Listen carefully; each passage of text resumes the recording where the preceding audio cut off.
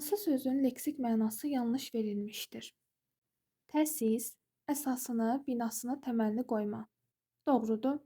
Təcəssüm, bir şeyin maddi təzahürü, ifadəsi. Doğrudur. Kükrəmək, hirslənərək özündən çıxmaq, coşmaq. Bu da doğrudur. Yanlış variant istəyir. Cavab D variantıdır. Xiffət, sevinc, fərəh mənasında deyil. Xiffət sözü alınma sözdür və mənası qəm, qüssə, fikir kimi mənalarda işlənir. Bir nümunə işlətsək, xiffət çəkmək.